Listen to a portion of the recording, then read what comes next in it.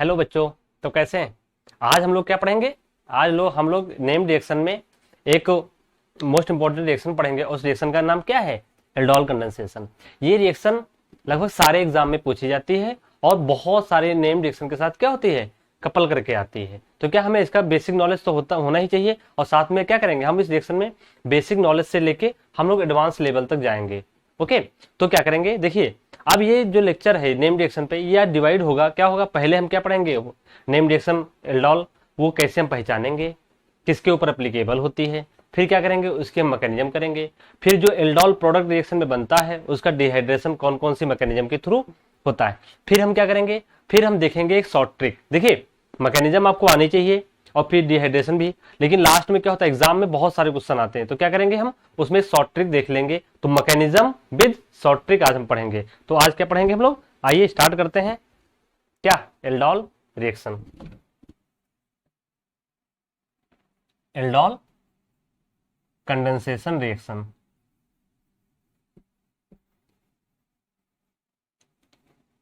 Aldol condensation reaction, देखिए ये जो एल्डोल कंडेंसेशन होता है ये कौन से ऑर्गेनिक कंपाउंड्स में लगती है? तो ये हमारे कार्बोनिल कंपाउंड्स में लगती है। अब कार्बोनिल कंपाउंड हमारे पास बहुत सारे होते हैं, aldehyde, ketone, Easter, acid, amide. तो ये कहां पे लगती है, ये कार्बोनिल कंपाउंड से एल्डिहाइड या कीटोन में लगती है। तो पहले बात किस पे लगेगी,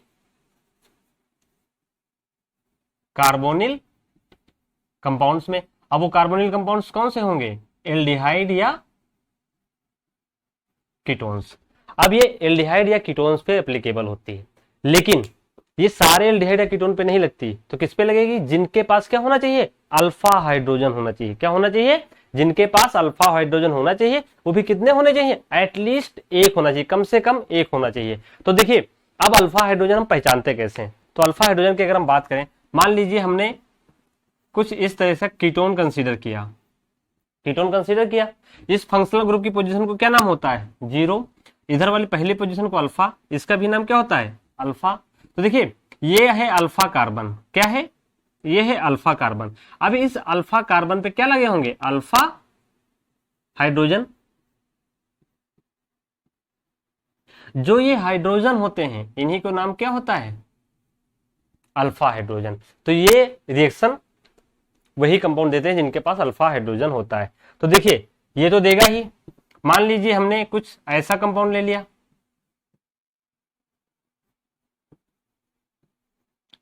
क्या ये देगा, हाँ ये भी देगा। क्यों, इसके पास अल्फा हाइड्रोजन है। अगर हम इस कंपाउंड की बात करें,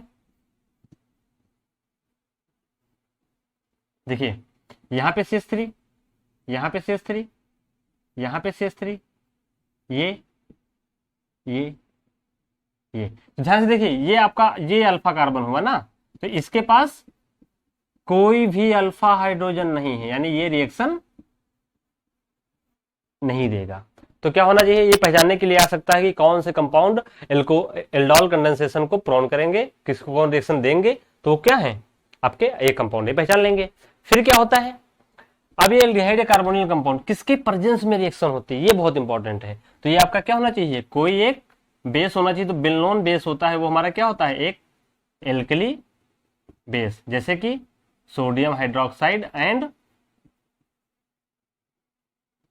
पोटेशियम हाइड्रोक्साइड। फिर इसको जब हम ट्रीट करते हैं, क्या करें, ट्रीट कर देते हैं, तो एक प्रोडक्ट पी बन जाता है। इस प्रोडक्ट का नाम होता है एल्डोल प्रोडक्ट। अभी हम बताएंगे वो कैसे एल्डोल प्रोडक्ट उसको कहते हैं। ठीक है, तो देखिए रिएक्शन वो देते हैं जिनके पास अल्फा हाइड्रोजन होना चाहिए, आपको इतना याद रखना है। ठीक, तो आइए हम मैकेनिज्म की तरफ मूव करते हैं।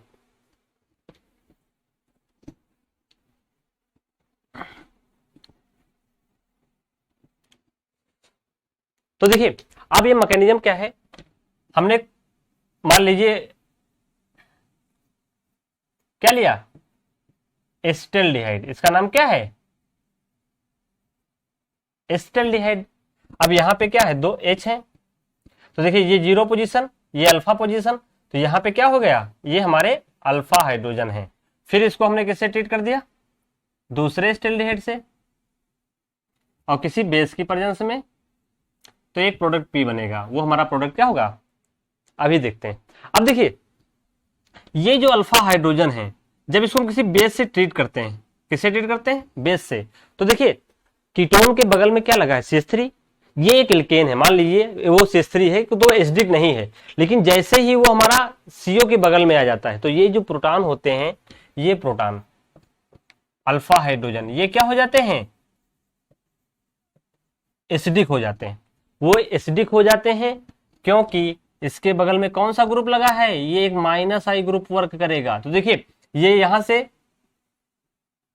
इलेक्ट्रॉन खींचेगा, ये यहां से, तो फिर ये यहां से खींचेगा, तो ये प्रोटॉन कैसे निकल जाएंगे? H+ के रूप में निकल जाएंगे, यानी ये प्रोटॉन एसिडिक हो गए। अब क्या होगा?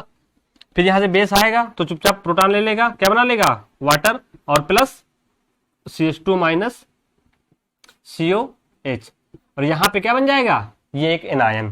क्या बन जाएगा? एनायन। अब देखिए इसके बगल में -I ग्रुप है, तो एनायन क्या है? एक इलेक्ट्रॉन रिच स्पीशीज, तो वो क्या करेगा? -I ग्रुप अपनी तरफ इलेक्ट्रॉन को खींचेगा, तो क्या हो जाएगा? एक रेजोनेंस स्टेबलाइज। अब जब रेजोनेंस स्टेबलाइज हो गया तो उसका, देखिए ये रेजोनेंस स्टेबलाइज है, ठीक, रेजोनेंस स्टेबलाइज है, तो ये किस इस फॉर्म में एग्जिस्ट करेगा? इनॉल की फॉर्म में। देखिए, और इसी एनायन को जो रेजोनेंस स्टेबलाइज होता है, इसका नाम क्या होता है?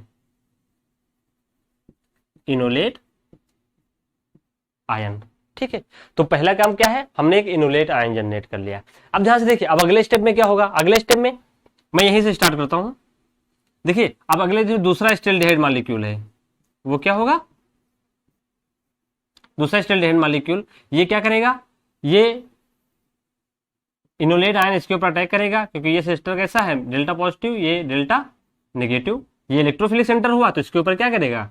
न्यूक्लियोफाइल अटैक कर जाएगा। एक इनोलेट आयन क्या है? एक न्यूक्लियोफाइल ही तो है, नेगेटिव चार्ज है। अब क्या करेगा? इस पे जब अटैक करेगा तो कुछ इस तरह का माहौल बनेगा।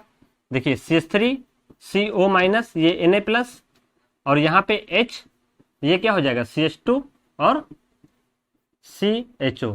अब देखिए ये साल्ट के फॉर्म में है, इसमें आप डाइल्यूट HCl डाल दीजिए, लगभग 5%, 5 से 10% डाल दीजिए, तो सिंपल आपका प्रोडक्ट क्या बन जाएगा?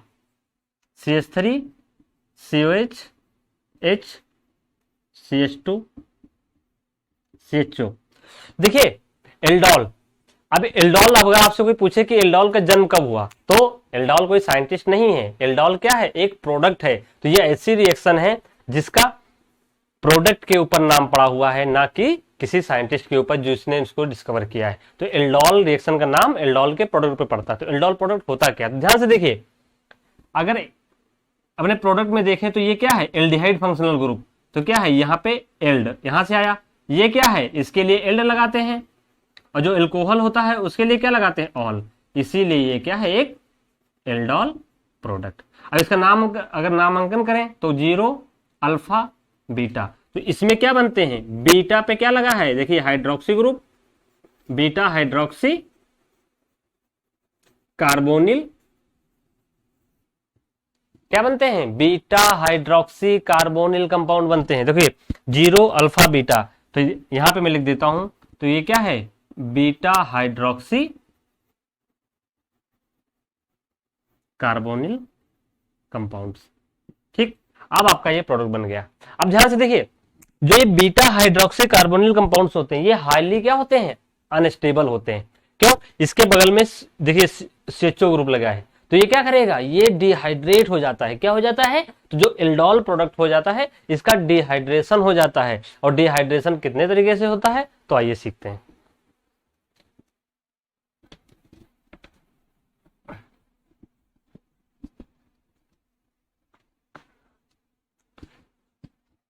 ध्यान से देखिए, अब क्या है? हम क्या पढ़ेंगे? डिहाइड्रेशन ऑफ, ये बहुत इंपॉर्टेंट है, डिहाइड्रेशन ऑफ एल्डोल प्रोडक्ट। देखिए हमारा एल्डोल प्रोडक्ट कुछ इस तरह का बना हुआ है।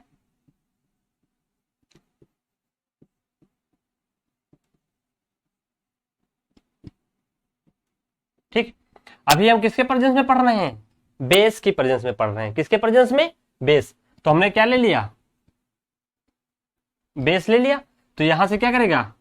वाटर निकल जाएगा। ठीक, कैसे निकलेगा? तो अभी हम आपको बताते हैं। देखिए अब देखिए, अभी देखिए इसमें ये प्रोटॉन कैसे हैं? अल्फा हाइड्रोजन, और ये कैसे हो गए? एसिडिक, तो बेस क्या करेगा, यहां आएगा, इससे प्रोटॉन अपस्ट्रेट करेगा, क्या बना लेगा, -H2O, और क्या बन जाएगा, CH3 COH H CH minus और CHO। अब देखिए ये इनोलेट आयन है, ये भी इनोलेट आयन है, तो क्या करेगा, ये भी रेजोनेंस स्टेबलाइज है, तो क्या करेगा, देखिए ध्यान से, ये आएगा इधर और यहां से ये निकल जाएगा, तो ये देखिए -H2 जो हमने निकाला, और क्या बनेगा, CH3 CH double bond CH और यहां पे CHO। तो ध्यान से देखिए इस कंपाउंड में 0 अल्फा बीटा, तो इस रिएक्शन से क्या बनते हैं, alpha beta unsaturated carbonyl compounds. इस रिएक्शन से अल्फा बीटा अनसैचुरेटेड कंपाउंड बनते हैं। देखिए हमने डिहाइड्रेशन तो कर दिया, हमने अपना कंपाउंड भी बना लिया जो डिजायर्ड कंपाउंड था, लेकिन जो ये रिएक्शन हुई है डिहाइड्रेशन, ये बेस की प्रेजेंस में कौन सी रिएक्शन के थ्रू प्रोसीड होती है, तो ध्यान से देखिए ये रिएक्शन प्रोसीड होती है E1CB मैकेनिज्म के थ्रू। ये क्या है, E1 रिएक्शन यूनिमॉलिक्यूलर एलिमिनेशन, और CB का मतलब क्या है, कॉन्जुगेट बेस। तो देखिए ये अगर मान लीजिए आपका एसिड है, तो यहां पे इसने H दे दिया, तो ये क्या बनेगा, एक कॉन्जुगेट बेस बनेगा। तो इसीलिए जो बेस की प्रेजेंस में रिएक्शन होती है वो E1CB मैकेनिज्म को क्या करती है, फॉलो करती है। इसको नोट करके लिख लीजिएगा, ये बहुत ही ज्यादा इंपॉर्टेंट है। अगर हम आपको E1CB रिएक्शन अभी नहीं पढ़ाए हैं, तो E1CB रिएक्शन कुछ नहीं होती है, अभी मैं आपको बेसिक बता रहा हूं कि E1CB रिएक्शन में क्या होता है, जो इनोलेट बनता है वो stabilised by any particular -I group.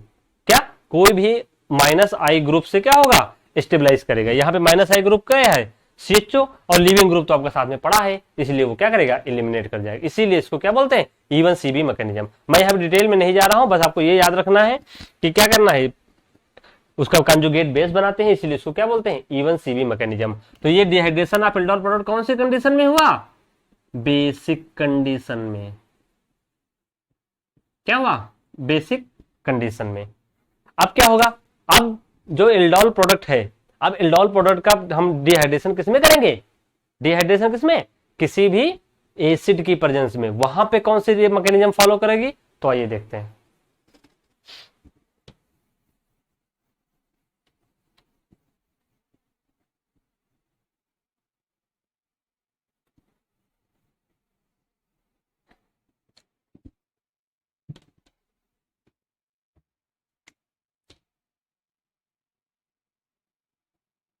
देखिए अब क्या होगा, हमें देखना है एसिड की प्रेजेंस में बात करें तो डिहाइड्रेशन किसकी प्रेजेंस में, dehydration in presence of acid. Acid क्या होंगे आपके H+, कहीं से भी आ सकते हैं, वो HCl H2SO4 H3PO4 किसी से भी आ सकते हैं।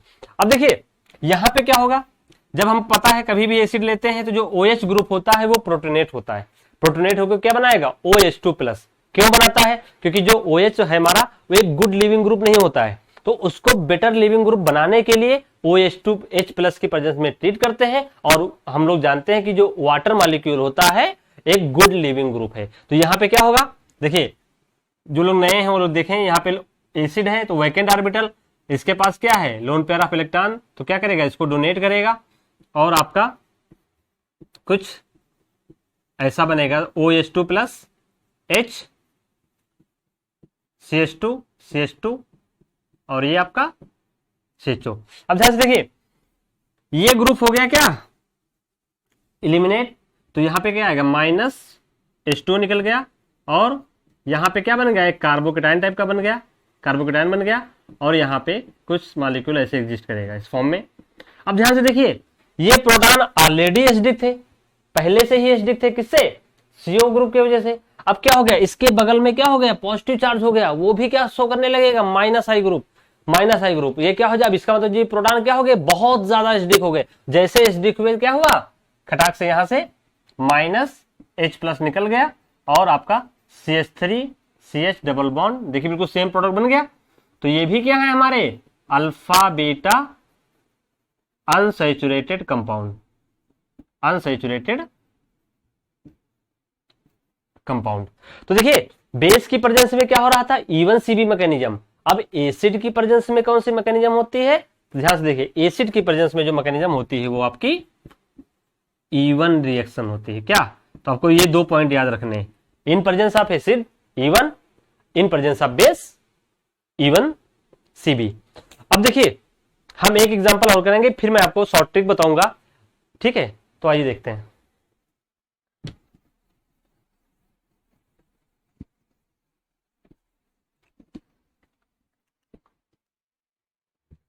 चलिए मान लीजिए हमने कुछ ऐसा एग्जांपल ले लिया,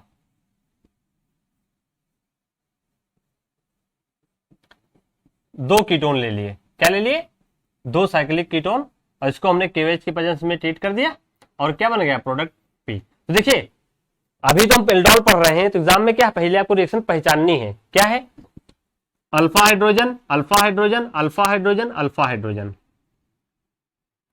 ठीक। देखो ये मॉलिक्यूल अभी क्या है, बिल्कुल सिमेट्रिकल है, तो इसमें अल्फा हाइड्रोजन क्या होंगे, सारे एसिडिक होंगे, सारे सेम एसिडिक होंगे, तो हमें यहाँ पे कोई भी ये नहीं देखना है कौन सा एलिमिनेट करना है, वो हम आपको नेक्स्ट लेक्चर में पढ़ाएंगे, ठीक है। ये कम से कम एल्डोल रिएक्शन पे हम आपको 4 लेक्चर लेंगे, ठीक है। तो अब देखिए यहाँ पे क्या है, यहाँ पे अब देखो ये अल्फा हाइड्रोजन है, तो मान लीजिए हमने पहले इसको बेस से ट्रीट कर दिया, तो क्या बनेगा, इनोलेट आयन, ये इनोलेट आयन, और फिर ये इनोलेट आयन क्या करेगा, दूसरा जो हमारा कीटोन मॉलिक्यूल है क्या करेगा, उसको प्रोटेक्ट करेगा, और कुछ ऐसे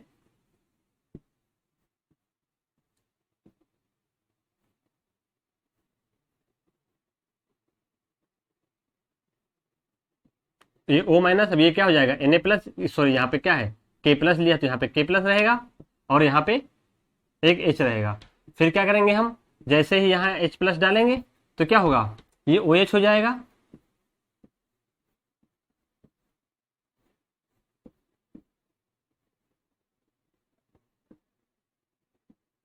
अब ध्यान से देखिए हमने यहाँ पे अभी क्या डाल दिया, OH माइनस पड़ा हुआ है, तो बेस की प्रेजेंस में कौन सी रिएक्शन फॉलो करेगा, E1 CB। यही हमारा क्या है, ये हमारा एल्डोल प्रोडक्ट है, क्या है, ये हमारा एक एल्डोल प्रोडक्ट है। तो एल्डोल प्रोडक्ट कभी भी एग्जाम में नहीं पूछा जाता, वो क्या होगा, डिहाइड्रेशन करके हमेशा पूछा जाता है। अगर मान लीजिए पूछ लिया जाए पॉसिबल प्रोडक्ट, तो उसमें अगर एल्डोल का भी ऑप्शन दिया हो तो एल्डोल करना है, अगर नहीं दिया है तो आपको किस पे रुकना है, जाके अल्फा बीटा अनसेचुरेटेड कीटोन पे, वहां पे वो हीट भी कर देंगे, H प्लस डाल देंगे, वाटर डाल देंगे, KOH डाल देंगे, कुछ भी डाल देंगे, तो क्या करेगा, वो निकल जाएगा, और यहां से देखिए बेस के थ्रू ऐसे निकल जाएगा, और हमारा कंपाउंड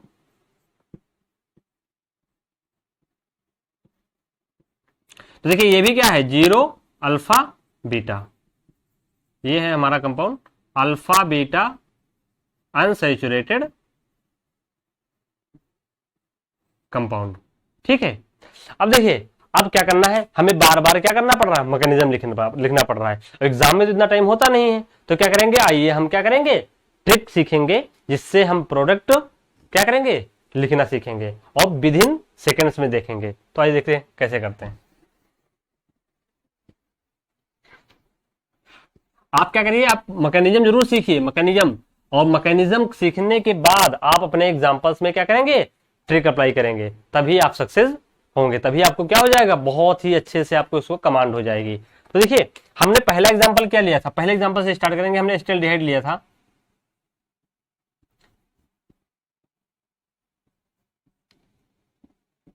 क्या लिया था, एल्डिहाइड। तो यहां पे हेडिंग डाल लीजिए, ट्रिक टू राइट प्रोडक्ट, बहुत ही आसान है, ये एसिटाल्डिहाइड है, फिर हमने क्या लिया था, दूसरा एसिटाल्डिहाइड,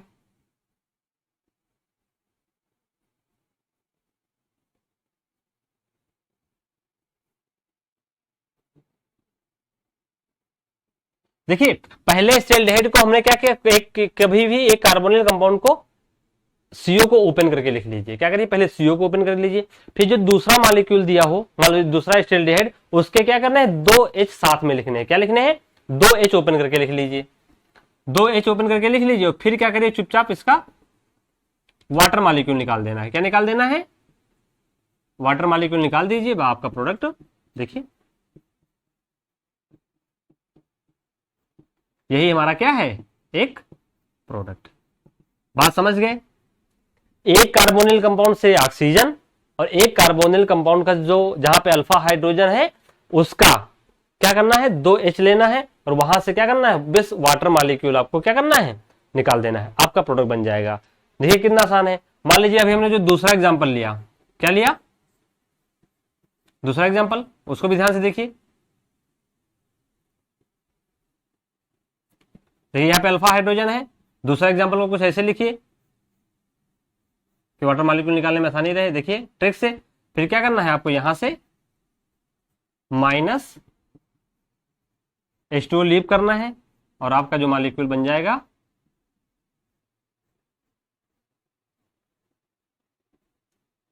देखिए कितना आसान हो गया। ये भी हमारा क्या है, प्रोडक्ट।